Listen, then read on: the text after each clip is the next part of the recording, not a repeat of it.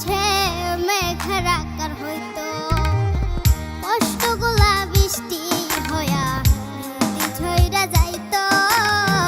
তবে কি আর বুকের মাঝে মেঘের আকার হইতো?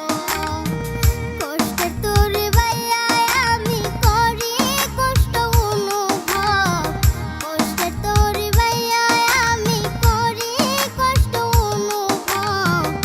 আমারে কাঁদায়া পাখি মনের ঘরে করে রে উৎসব, আমারে কাঁদায়া পাখি মনের ঘরে করে রে উৎসব।